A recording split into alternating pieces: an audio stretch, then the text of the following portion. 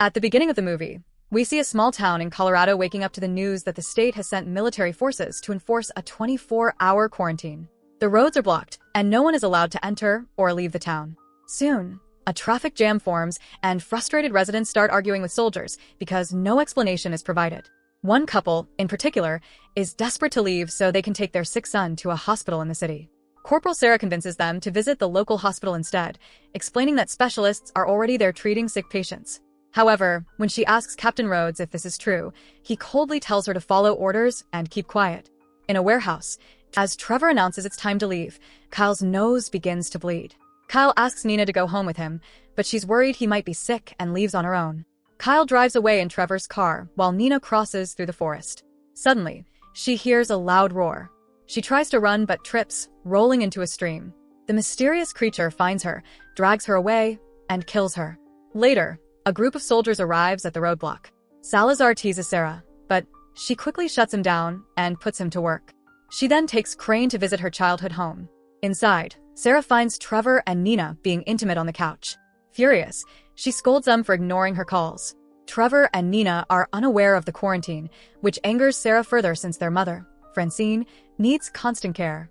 Sarah rushes upstairs to check on Francine, who insists she only has a cold. Sarah, however, decides to take her to the hospital. Nina realizes her own father has left her multiple messages, and Trevor explains that Francine has been feeling unwell since morning. Nina mentions Kyle's symptoms, prompting Trevor to check on him. Sarah orders Trevor to stay home with their mother while she investigates. By the time Sarah and Crane arrive at Kyle's house, it's nightfall. They find the door wide open and the house splattered with blood. As they search the house, two bodies suddenly fall on Crane. It's Kyle's parents, mauled to death. Sarah tries calling the police, but the phone lines are down. Using her military radio, she contacts Rhodes, who explains the phone lines were blocked to stop rumors from spreading. He promises to send officers to Kyle's house. Sarah returns to pick up Francine, Trevor, and Nina, and they head to the hospital. On the way, Francine's nose starts bleeding. Upon arrival, they find the hospital overcrowded with patients experiencing similar symptoms. The nurse tells Sarah to wait her turn, frustrating her further. Nina and Trevor go to check on Nina's father, who is also there. Sarah notices Salazar and other soldiers guarding the hospital, realizing the situation is far more serious than they were told. Rhodes introduces her to Dr. Logan from the CDC. When Logan asks if Kyle's parents had bite marks, Sarah confirms but doubts it was an animal, noting how the bodies were hidden. In the waiting room, Crane notices Francine and other patients shivering uncontrollably. At the same time, Nina's father succumbs to a rapid infection, transforming into a zombie. He attacks his wife, biting her face off. Meanwhile, at the power plant, two zombies attack a worker, pushing her into a fence. The blood causes a short circuit, setting the zombies on fire. This triggers a power failure across town, plunging everything into chaos. Back at Kyle's house, police officers find a third body among the dead. It's Kyle, now a zombie. He viciously attacks the officers, ignoring their gunfire. At the radio station, Paul and a soldier hear screams. Looking outside, they see zombies dragging people away. The soldier rushes to help but is ambushed and eaten. Paul locks himself inside as a zombie chases him. In the hospital, backup generators restore power just in time for the infected patients to turn into zombies. Trevor and Nina narrowly escape after witnessing a zombie walking on the ceiling and attacking a nurse. The couple flees through a back door, blocking it with a trash container before jumping a fence to escape. Inside, the massacre worsens. Rhodes tries to escape, but is overwhelmed and devoured by zombies. Sarah, Logan, and Crane find a room to hide in. With the parking lot overrun, Sarah suggests making Molotov cocktails to distract the zombies. Since her car keys are lost, they decide to use Rhodes' car. Meanwhile, Trevor and Nina run through the forest, encountering piles of bodies. Eventually, they reach downtown, which is also in ruins. Spotting someone inside the radio station, they wait for the street to clear and run to the door. Paul lets them in just as a zombie approaches. Inside, they find the couple from earlier, who reveal their son has died. The wife starts coughing, claiming it's just a cold. Back to Sarah and Craig, they climb into the vents and move as fast as possible to avoid the zombies trying to reach them through the grills. They eventually find the room with Rhodes' body, so Sarah jumps down, only to be attacked by someone coming out of the cabinet. She quickly defends herself and discovers it's just Salazar, who hid in the cabinet before everyone went crazy. They take the car keys and get back in the vents, unaware that Rhodes is waking up as a zombie and eating his own eye. Then he grabs Sarah and uses her as a counterweight to get into the vent since he doesn't have legs. Sarah kicks his face to force him to let go and begins moving faster. In another room, the zombies hit the vents with mops and other tools until they manage to break it, causing Sarah's legs to fall through the hole. Those creatures keep trying to grab her feet, and Rhodes is coming closer. However, Salazar comes back for Sarah and pulls her out of the hole just in time. They rush back into the room with Logan, and when Crane tries to close the vent, Rhodes appears and bites his hand. Sarah immediately grabs some bleach and pours it on the wound, hoping to disinfect it. A wary Salazar takes out his gun and gets ready to shoot, but Sarah protects Crane, and Logan points out the bleach has a chance to work. Rhodes keeps making noises in the vent, and Salazar shoots him to finally kill him. When Sarah promises she'll kill Crane if he turns, Salazar finally puts down his gun. Afterward, the group makes some weapons with whatever they can find in the room, and Sarah takes one of Salazar's guns. Crane breaks the window with a chair, and they jump out to finally leave the hospital. A zombie immediately appears, yet Sarah's shots do nothing. There are more enemies incoming, and the soldiers work together to fight them all, while Logan only stares. Unfortunately, the zombies inside the hospital start jumping through the windows as well. The soldiers keep on fighting, killing their enemies by smashing their heads or just outright decapitating them. While everyone is distracted, Logan reveals he has his own car and runs toward it. The others notice this and curse Logan's name, but there's no time to complain because more zombies are coming. Hiding behind a car, they light a bunch of Molotov bombs and throw them at the zombies, creating a big fire that slowly burns the creatures to death. Then they run to Rhodes' car. More creatures show up and try to hold onto the car, so Sarah drives quickly to make them fall off. The group finally leaves the hospital, and as they drive through town, they see death and destruction everywhere.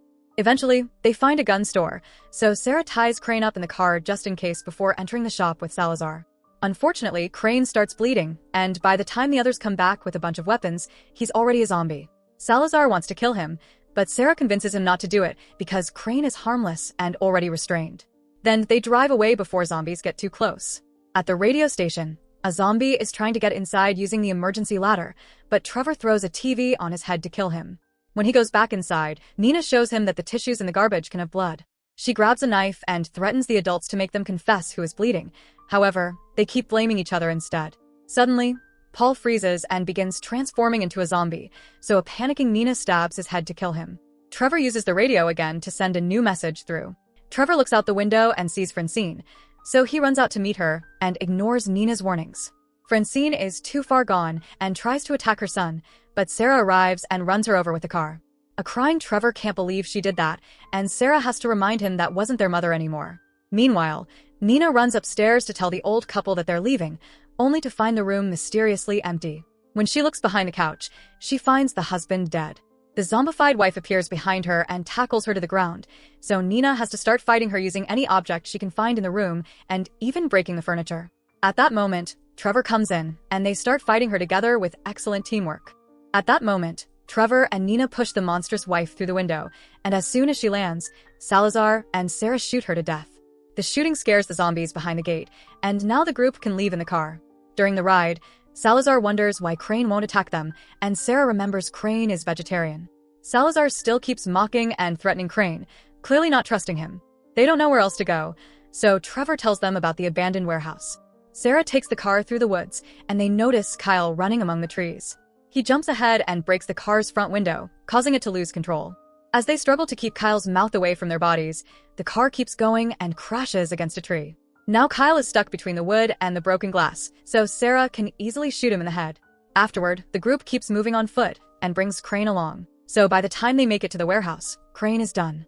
He starts shouting to give away their location, and soon a bunch of zombies break the door and the walls to attack them. The humans open fire, but there are too many enemies to deal with, so Trevor tells his friends to follow him.